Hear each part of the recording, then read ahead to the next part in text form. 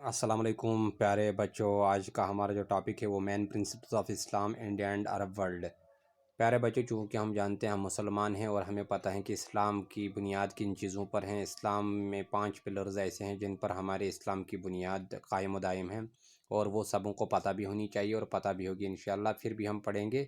پہلا ہے کہ there is only one God and prophet محمد مصطفیٰ صلی اللہ علیہ وسلم از ہز میسنجر، یعنی لا الہ الا اللہ محمد رسول اللہ صلی اللہ علیہ وسلم۔ اس پر ہمیں یہ زبان سے ہم یہ ماننے بھی چاہیے اور دل سے اس پہ ایمان بھی ہونا چاہیے۔ اور دوسری بات یہ ہے کہ 5 وقت نماز پڑھنا، لیکن اپنے مقررہ اوقات میں، یہ ہم پڑھ لیتے ہیں یا یہ ہم پہ فرض ہیں۔ اور اس کے بعد فاسٹنگ، یعنی جب ایک مہینہ جو ہم روزہ رکھتے ہیں، وہ اس کا مطلب یہی ہوتا ہے کہ ہم اپنے نفس پہ کنٹرول کرے اور اپنے نفس کو قابو میں لائے۔ اس کے بعد ہم یہ جو میں نے الٹ پلٹ میں لکھا ہے، اس کے لیے معذرت چاہتا ہوں کہ اصل میں چوتھا مجھے لکھنا تھا کہ اپنے جو آپ کے پاس ویلتھ ہیں اس کا کچھ چیریٹی صدقات و خیرات کرنا، غریبوں اور غربا اور جو ہمارے مساکین ہوتے ہیں ان میں، یا نیڈی جن کو ضرورت ہوتی ہے، تو ان کو یہ آلموز دینا یا چیریٹی کرنا، خیرات دینا۔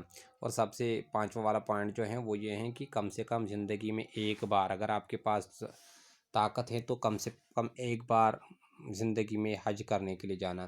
تو اسلام کے بیسک پرنسپلز ہے، یہ ہمیں پتہ ہے۔ اس کے بعد جو ہمارا ٹاپک ہے India and the Arab world, چونکہ آپ جانتے ہیں کہ جب ہندوستان جو تھے، ہندوستان کا علاقہ، آج تو ہم ہندوستان کا علاقہ نہیں ہے، سندھ تو پاکستان کا علاقہ ہے آج، اور یہ شیعہ پاپولیٹڈ ایریا زیادہ ہے۔ 17 جب اسلام کی اشاعت ہوئی تھی تو 1712 میں یہاں 16 سال کا لڑکا 16 ایئرز اولڈ ایک بائے آیا تھا، بھیجا تھا حجاج بن یوسف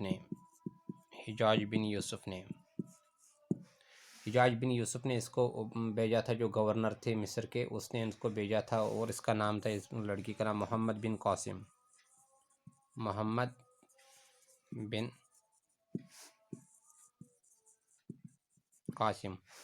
اس نے سندھ فتح کیا تھا، سندھ جو پاکستان کا شیعہ پاپولیٹڈ ایریا ہے۔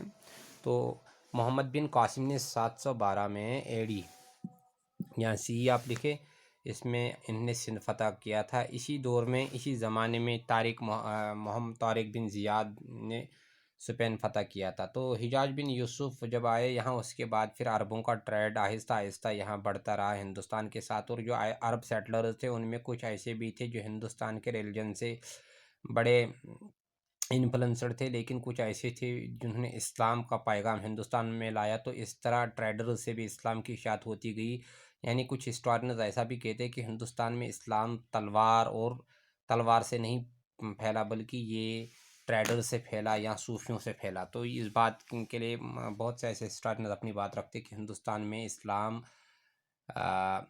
تلوار کی نوک پہ نہیں پھیلا، بلکہ ٹریڈرز کی وجہ سے پھیلا، جو ٹریڈر کے ساتھ ساتھ اسلام کی بھی دعوت دیتے تھے لوگوں کو۔ تو اس طرح ہندوستان میں پھیلا اسلام۔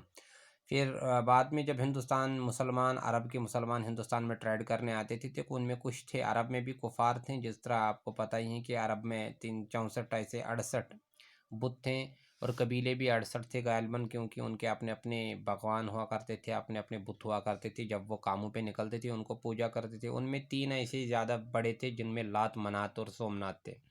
لات منات تو اس کو ڈسٹرائی کیا گیا عرب میں ہی، لیکن سومنات جو تھے اس کو عرب ٹریڈرز نے ہندوستان لایا۔ پھر ہندوستان میں گجرات کے ساتھ بڑے تعلقات تھے، اور گجرات میں ہی یہ سومنات ٹیمپل بعد میں بنا، جس کو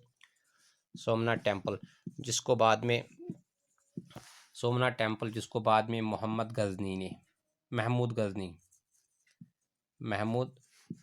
غزنی نے جو 1998 سے لے کر 1027 AD تک ہندوستان میں رہا۔ اس نے 17 ٹائمز ہندوستان میں اٹیکز کیے، اور اسی نے سومنات ٹیمپل کو تباہ کیا۔ اور ہسٹورینز ہندوستان کی کہتے ہیں سومنات ٹیمپل سے جو کچھ باقی چیزیں نکلی، جو ٹریجر تھا، وہاں کچھ پیسہ تھا، وہ سینٹرل ایشیا میں غزنی اسٹیٹ کو اسٹیبلش کرنے کے لیے اور غزنی امپائر کو بڑھانے کے لیے یہ محمد غزنی کے استعمال کیا ہے۔ ہندوستان کے ہسٹورین جو ہیں 62 کچھ ہسٹورین ہیں، ہندو ہسٹورین، وہ اس کو ولن کہتے ہیں، لیکن مسلمان اس کو غازی کہتے ہیں۔ تو عرفان حبیب نے بھی محمد غزنی کے متعلق کہا ہے کہ ٹھیک ہے، دا باربارک ایکٹ آف محمد غزنی. عرفان حبیب تو بڑے میڈیول ہسٹری کے بڑے ایتھیسٹ کمیونسٹ ہسٹورین ہیں. انہوں نے کہا کہ the barbarian act of Muhammad Ghazni did not help spread Islam in India but downgrade it in the eyes of people. اور خلیق احمد نظامی نے بھی کہا ہے کہ there is not a simple principle in Islam we supports temple destruction. لیکن کیا بھی ہوا، عربوں کے تعلقات جو تھے وہ آپس میں بڑھ بھی گئے، لیکن آؤٹ سائڈرز بھی آئے. ہندوستان میں دولت بھی تھی، اور محمد غزنی نے اس سومناتھ ٹیمپل کو جو عربوں نے یہاں لایا تھا وہ مندر اس کو بھی ہٹا دیا. لیکن اس کے بعد ہی ان میں ٹرانسمیشن ہوئی، یعنی عربوں نے بھی کچھ سیکھا، مانو کہ جیسا کہ فلاسفی ہیں، فلاسفی تو گریک سے سیکھی، ہندوستان سے ایسٹرونامی سیکھی، میتھمیٹیکل سیکلز سیکھے، باقی چیزیں. تو اس طرح یہ فلاسفی، میتھمیٹکس یا میڈیسائنز کی نالج انہوں نے سیکھی ہندوستان سے، میڈیسائن نالج یا ایڈمنسٹریشن کس طرح چلانی ہے یہ سیکھی. تو اس طرح عربوں نے بہت فائدہ ہندوستانیوں سے اٹھایا. تو یہ ٹرانسمیشن ہوا، یعنی وہاں کی نالج یہاں آ گئی، یہاں کی نالج وہاں گئی، تو اس سے کلچرل کیا کہیں گے مکس اپ ہو گیا. یعنی اس سے ایک نیا کلچر بنا جس کو ہم انڈو مسلم کلچر کہتے ہیں، انڈو عربین کلچر. انڈو مسلم کلچر بھی انہی کی دین ہے. بعد میں یہاں پر ترکز آئے ہیں.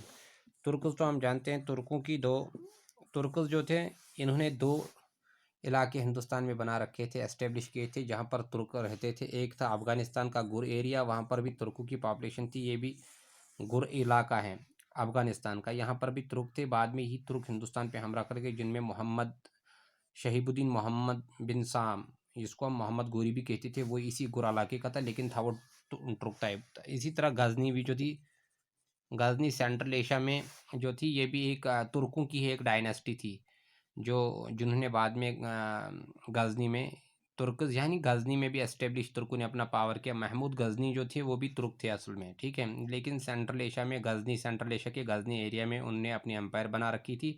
اسی طرح محمد بن گوری جو تھے، یہ گر علاقہ افغانستان کا، مگر محمد گوری خود تو ترک کے تھے. یہ ترکوں کی 2 ڈائناسٹیز تھیں، ٹھیک ہے. تو یہ ٹرائبل تھی جو اسلام پھیلانے کی غرض سے سینٹرل ایشیا ایک گئی، دوسری افغانستان گئی. تو ان نے اسلام کا کام بھی کیا، اور دوسرا بعد میں محمد غزنوی پہلے ہندوستان کو تباہ کر دیا. اس طرح اس کا ذکر بعد میں محمد گوری ہی تھے جنہوں نے ہندوستان پہ 1206 میں ہندوستان میں ایک اسلامک امپائر سیٹ اپ کی، جس کو بعد میں قطب الدین ایبک نے چلایا، اسلامک امپائر. تو اس طرح سے ہمارا ٹاپک ختم ہوا.